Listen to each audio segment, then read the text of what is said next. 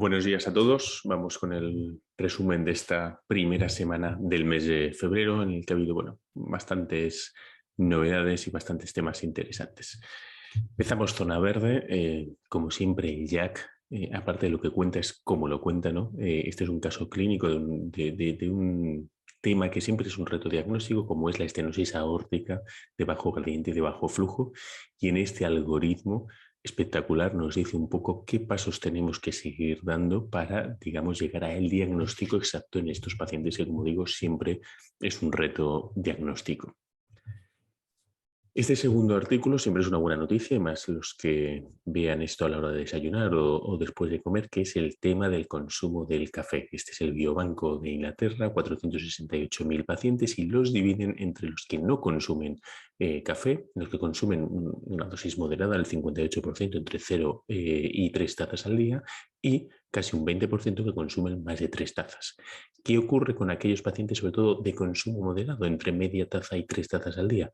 Que se mueren menos, que tienen menos mortalidad cardiovascular y que tienen menos ictus, con un seguimiento de 11 años. ¿No? Podemos ver en la gráfica cómo la línea azul o la línea verde, a los 11 años hay una clara separación. Además, independientemente de la cantidad de consumo de café, aquellos con consumo moderado o con consumo grande, a nivel cardíaco tiene unos volúmenes telediastólicos, telesistólicos del ventrículo izquierdo y derecho mayores, con una mayor masa ventricular.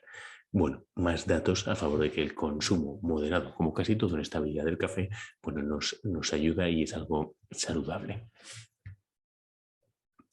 En el siguiente artículo nos habla sobre una técnica que, está comenzando, sobre todo en insuficiencia cardíaca con fracción de eyección reducida, pero esto nos lo comentan publicado en el Lancet en pacientes con fracción de eyección preservada, que es hacer un zoom interauricular para reducir la presión de la arteria pulmonar. 620 pacientes, a 300 les implanta el dispositivo, a otros 300 se les hace un procedimiento simulado y vemos cómo no hay diferencias en cuanto al total de los eventos por insuficiencia cardíaca, los ingresos por insuficiencia cardíaca descompensada, muerte por insuficiencia cardíaca, y en aquellos pacientes una fracción de eyección por encima del 40%. En este estudio presentado en una revista canadiense nos habla sobre la incidencia de la hiperpotasemia en pacientes con fracción de eyección preservada entre el 2013 y el 2018 a raíz de la publicación del estudio TOPCAP. Lo que ocurre en estos pacientes, finalmente en 40.000 de los 620.000 pacientes de la base de datos, es que el uso de espironolactona aumenta de manera exponencial desde la publicación del TOPCAP, pero solamente hay 164 hospitalizaciones por hiperpotasemias severas, siendo la incidencia de estas hiperpotasemias similar antes y después de la publicación del TOPCAP. Resumen, oye, usamos más espironolactona, pero no hay más hiperpotasemias severas antes o después de la publicación del estudio clínico. Ya pasamos a la franja amarilla. Este artículo ya lo habíamos puesto, ¿no?, de Caroline Lang y colaboradores en el Jack sobre la combinación ideal del tratamiento médico. Sabemos que evidentemente la mejor combinación son los 4 fantásticos. Esto es verdad que es haciendo un metaanálisis de diferentes ensayos clínicos de 75 ensayos, incluyendo 95.000 pacientes, pero más que el resultado, que ya lo conocemos, me gusta mucho lo que es el gráfico, ¿no?, de cómo tenemos que personalizar el tratamiento, cómo nos vamos a tener que ayudar también muchas veces de las herramientas digitales, y que no se nos olvide las preferencias de nuestros pacientes. Este otro artículo amarillo es un buen artículo, ¿no?, sobre el uso de fármacos en insuficiencia cardíaca aguda. Es una revisión de lo que ya sabemos, donde sacubitril valsartán evidentemente sale muy bien parado con Pioneer y con Transition, donde se va a incluir también fármacos nuevos como Mecantip y como Vericiguat, y la evidencia escasa, pero ya evidencia que tenemos con los SGLT2, con el Impulse y con sotagliflozina, con el Soloist, ¿no?, cómo es nuestro momento ideal la optimización del tratamiento de una manera lo más precoz posible. En este siguiente artículo hablamos sobre el efecto del sacubitril valsartán en pacientes con fracción de eyección preservada según la presencia o no de diabetes. En el tema del filtrado se analiza, la reducción del filtrado y luego también los endpoints renales habituales de la muerte renal, reducción de más del 50% o la entrada en diálisis. ¿Qué es lo que ocurre? Que sacubitril valsartán versus valsartán enlentece la progresión de la enfermedad renal, independientemente de que mi paciente tenga o no tenga diabetes. Y lo mismo va a ocurrir con los eventos renales, es decir, tengo una protección plus el uso del inhibidor de la neprilisina versus valsartán también en estos pacientes con fraccionación preservada, y la diabetes, aunque sí que es verdad que me va a proteger más que el no diabético, no es un factor determinante en esta protección, como podemos ver en las gráficas. Siguiente artículo, un poco de lípidos, ¿no? Ácido bempedoico, ¿qué ocurre a nivel de la diabetes? ¿No? Sabemos que las estatinas siempre está esta duda del efecto prodiabetogénico, entonces, bueno, se analizan 4 ensayos en fase 3, doble ciego, con utilización de ácido bempedoico, con los cambios que pueda existir a nivel de la glucemia. 3.600 pacientes con bempedoico 180 miligramos, seguidos de 12 a 52 semanas. La tasa anual de diabetes de nuevo, digamos, con bempedoico frente a aquellos pacientes con placebo, realmente no había diferencias. 0,3 con bempedoico, 0,8 en el grupo de placebo.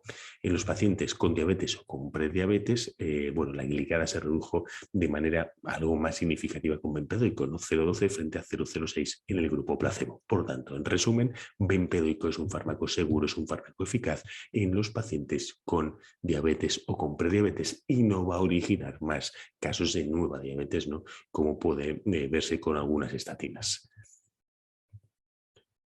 Y ya pasamos a la zona roja, como siempre, Nature, una revista para tener siempre en cuenta, ¿no?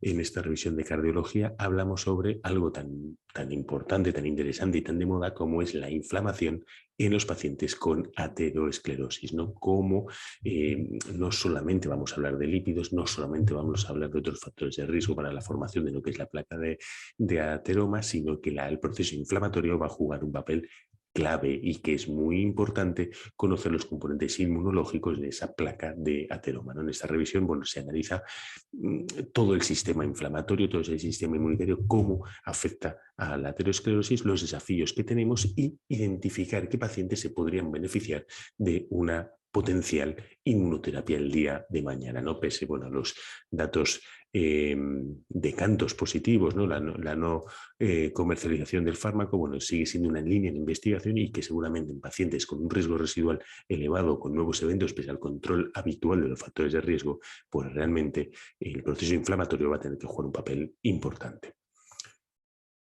Artículo del JAC sobre la optimización de tratamiento, ¿no? Los famosos 4 magníficos. Esto al final es, bueno, el Herfeld colaborativo, que es, bueno, pues un grupo de expertos, pacientes, representantes gubernamentales, la FDA, es decir, un grupo a nivel americano que intentan facilitar, digamos, la optimización del tratamiento médico para que pueda llegar a la mayor parte de los pacientes. Y para ello, bueno, pues se les pauta un score, por decirlo así, de los diferentes fármacos y con esto vamos a intentar alcanzar las puntuaciones mayores en todos nuestros pacientes. Fijémonos cómo, bueno, hay puntuaciones de 2 puntos, como por ejemplo con 6 G2, en el que evidentemente la dosis no va a jugar ningún papel, el mineralocorticoide tampoco, y sí que es verdad que, por ejemplo, luego están los IECAS beta bloqueantes, donde la dosis sí que nos juega parte de la puntuación. Dentro de lo que son el bloqueo neurohormonal se habla de RASI,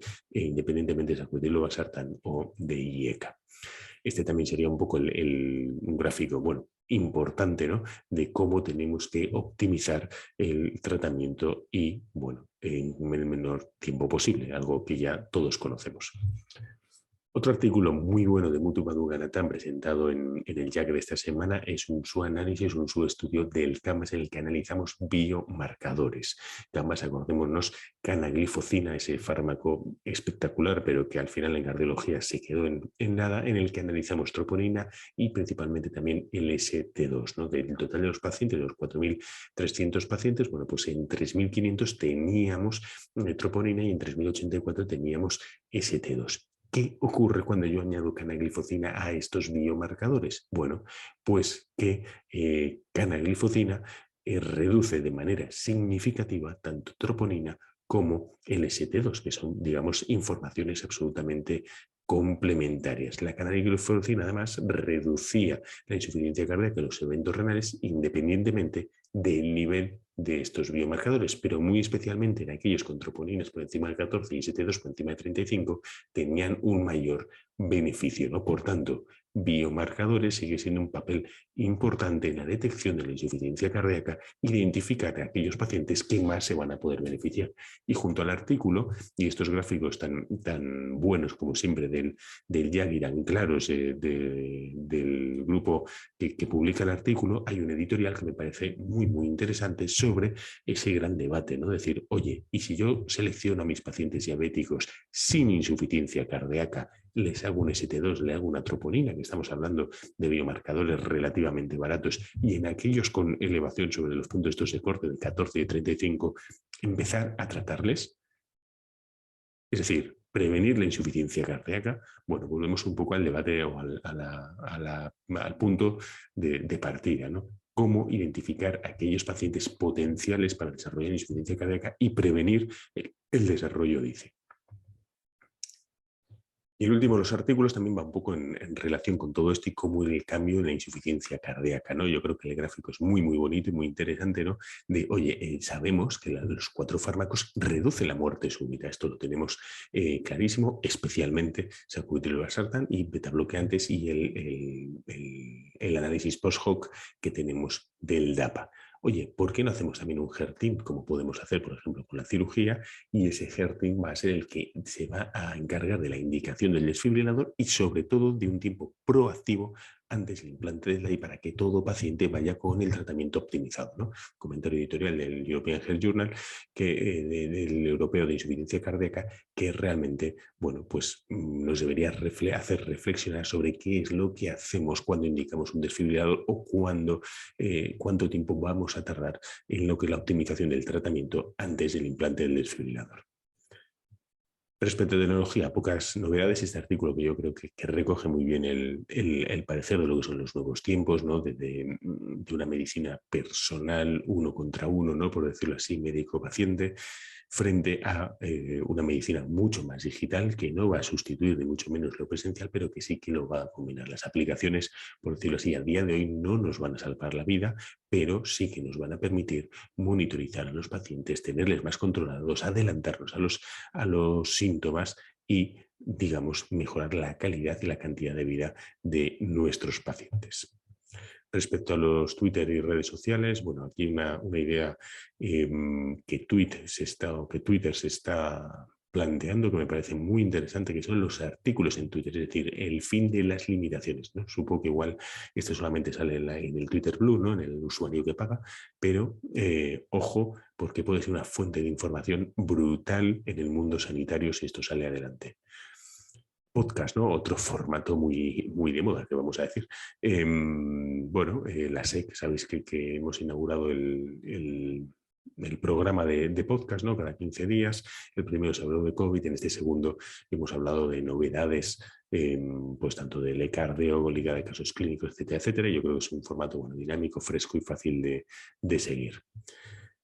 Este me lo encontré otro día por Twitter, ¿no? Fijémonos, por ejemplo, el pipeline de Lilly en los próximos años, ¿no? En lo que son las diferentes